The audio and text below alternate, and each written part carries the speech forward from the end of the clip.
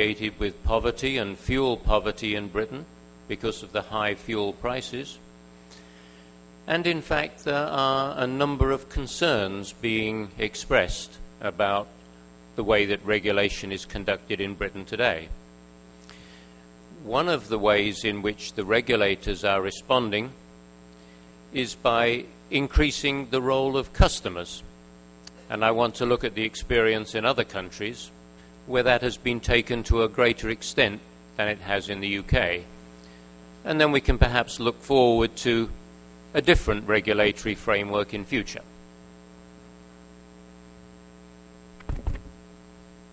Oh, that's too soon.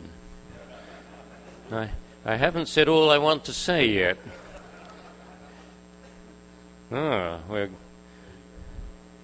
Let's start again. Yes? Right. Okay.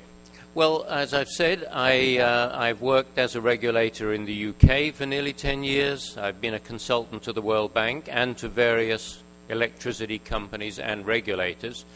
What I see is that the conditions in the Dominican Republic are clearly very different from those in the UK in many respects, but there are some points of similarity, and I hope that means that some lessons can be learned. Now, as I understand from material that was sent to me before I arrived here, the electricity sector here has been characterized by some pretty tough challenges. There have been blackouts, there have been very high levels of subsidies, high levels of distribution losses. We haven't had specifically those problems in the UK, but we have had other problems. And certainly before privatization, before the reforms, the industry was characterized by quite severe inefficiency and high costs. The extent of that, to be honest, was not really appreciated at the time, but we see in retrospect that it was the case. And I see in both countries we have very high fuel costs.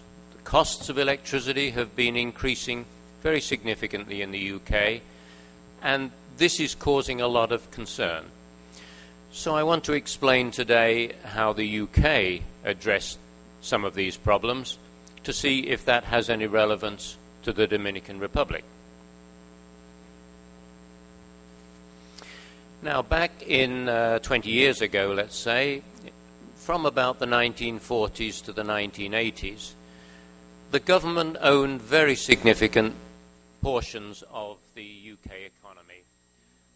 The electricity, gas, coal, water, airport, rail, telecommunication sectors were all in government ownership. Now, there were reasons why that was done, but increasingly it began to be apparent that these sectors were not well managed and not well operated. They were increasingly seen to be inefficient, their costs were higher than they need to be, they were making uneconomic investments, and in some cases did not have the funds to make proper investments. And it was apparent that the policies were driven by short-term political pressures. Increases in prices, for example, did not reflect increases in fuel costs or operating costs. They reflected when it was politically convenient to put prices up or when it was politically convenient to reduce them. And in 1979, the incoming Conservative government under Margaret Thatcher said, this cannot go on. The UK is in a very serious economic state, and it simply is not possible to develop an efficient and growing economy if the basic industries are inefficient and charging high costs to the other industries. And the solution that was adopted was a combination of three things: private ownership, the introduction of competition, and the introduction of regulation. Now, people sometimes think that regulation is the solution to this kind of problem. If you get the regulation right, everything else will be okay. Well, regulation is important, but it is not the only solution.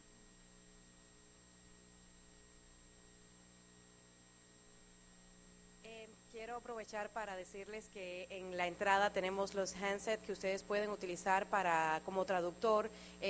No les habíamos comentado porque como lo teníamos en la entrada pensamos que cada cual lo tenía en su mesa, pero por favor tómense unos minutitos, váyanse hasta allí y consíganlo. Sabemos que hay muchas palabras técnicas, es bueno que ustedes aprovechen realmente esta exposición del doctor Stephen, así que les damos unos minutitos. Igual, bueno, pues las jóvenes están trayéndolos, así que pueden quedarse sentaditos y solamente levanten su mano para que puedan entender perfectamente. Sabemos que la mayoría conoce el inglés, pero hay muchas palabras técnicas. Aprovechen realmente esta exposición y utilicen sus traductores.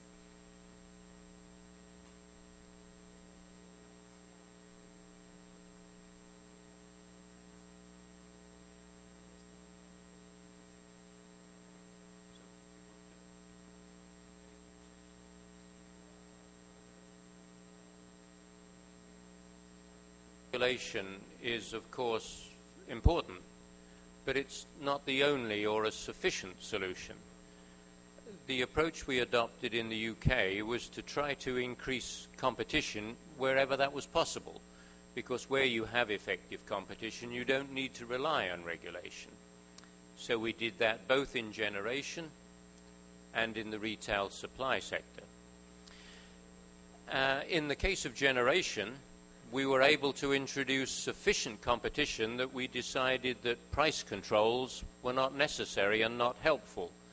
And one factor that we had in mind there is that within a few years, no company had more than 20% of the generation market.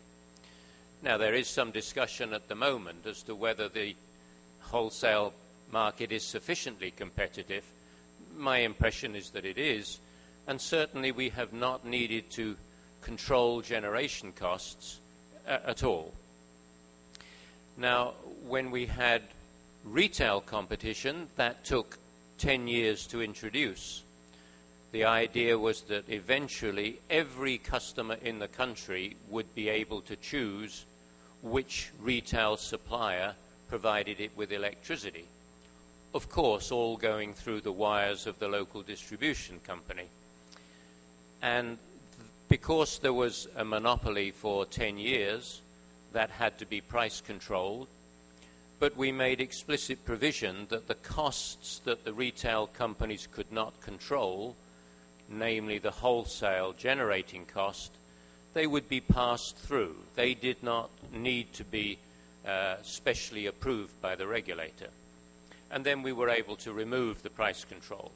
So I think the first message is that to the extent that competition can be introduced, you can reduce the role of the regulator and reduce the constraints on companies and still protect customers. Now that leaves us with the problem of how to deal with the monopoly networks, the distribution and transmission networks. Now there we tried to use the incentives that were provided by private ownership. We knew that privately owned companies would want to be profitable, and in order to be profitable, they would want to reduce their costs, increase their efficiency, and we encouraged them to do that. And the way that we did that was to adopt an approach that was different from the United States regulation.